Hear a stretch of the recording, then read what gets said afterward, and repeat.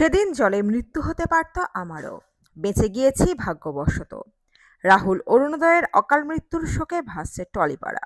এবার আউটডোর শুটিংয়ে শিউরে ওঠা অভিজ্ঞতা ভাগ করলেন বর্ষিয়ান অভিনেত্রী মাধবী মুখোপাধ্যায়। কি ঘটেছিল বর্ষিয়ান অভিনেত্রীর সঙ্গে, বিস্তারিত থাকছে এই প্রতিবেদনে। বন্ধুরা, চ্যানেলে নতুন হলে চ্যানেলটি সাবস্ক্রাইব করে রাখতে পারেন ও ভিডিওটি শেয়ার করতে পারেন। টলিপাড়ায় শোকের ছায়া। ভোলে বাবা পারকারেকা ধারাবাহিকের আউটডোর শুটিং চলাকালীন ঘটে যাওয়া দুর্ঘটনায় প্রাণ হারিয়েছেন তরুণ অভিনেতা রাহুল অরুণোদয় বন্দ্যোপাধ্যায়। তার আকস্মিক মৃত্যু শিল্পীদের মধ্যে শোকের ছাপ ফেলেছে। অনেকেই এখনো জানতে চাইছেন ধারাবাহিকের ভবিষ্যৎ কি হবে। ঘটনার সঠিক তদন্তের দাবিতেও শিল্পীরা জোর দিচ্ছেন।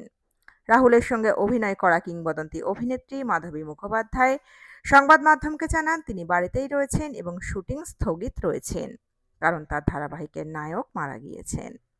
মাধবী মুখোপাধ্যায় বলেন, আমি সেই সময় শুটিং স্পটে উপস্থিত ছিলাম না, তাই ঘটনার সঠিক কারণ আমার জানা নেই। তবে রাহুল ছিলেন খুবই প্রতিভাবান ও শিক্ষিত অভিনেতা।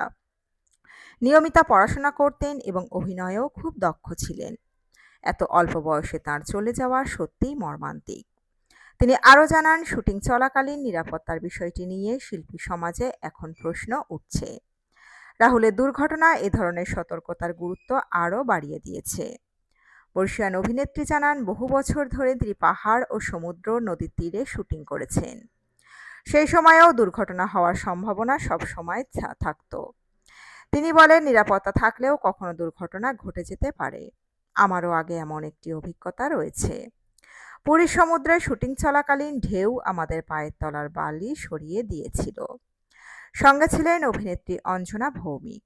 আমি জলের মধ্যে শক্ত করে অঞ্জনার হাত ধরেছিলাম। নুলিয়ারা এসে আমাদের উদ্ধার করেছিলেন। সেদিন আমাদের ভাগ্য ভালো, বেঁচে গিয়েছিলাম। মাধবী মুখোপাধ্যায় আরও বললেন, অ্যাক্সিডেন্টের কথা কেউ বলতে পারে না। কখন হবে, কোথায় হবে তা কেউ জানে না। কেউ বেঁচে যায়, কেউ বাঁচে না। এমন পরিস্থিতি মোকাবেলা করতে হলে সতর্ক থাকা ছাড়া উপায় নেই। আমি বুঝতে পারি শিল্পীরা কতটা ঝুঁকিতে থাকেন শুটিংয়ের সময়। এই দুর্ঘটনা আমাদের সতর্ক করার মতোই। তার নিজের জীবনের এমন অভিজ্ঞতা স্মরণ করিয়ে দিচ্ছে শুটিং সময় নিরাপত্তা কতটা গুরুত্ব। শেষে তিনি রাহুল অরুণোদয় বন্দ্যোপাধ্যায়ের অকাল মৃত্যুতে গভীর দুঃখ প্রকাশ করেছেন। মন খারাপ খুব। রাহুলের এমন আকস্মিক মৃত্যু সত্যিই খুব কষ্টদায়ক।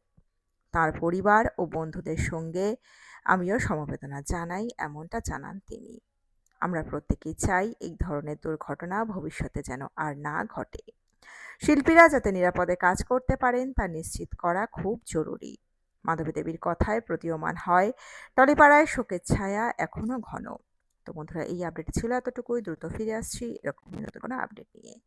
অজানা গল্প চ্যানেলের সঙ্গে থাকার জন্য সকল দর্শক বন্ধুকে অসংখ্য ধন্যবাদ। দেখতে থাকুন, চোখ রাখুন অজানা গল্প চ্যানেলে।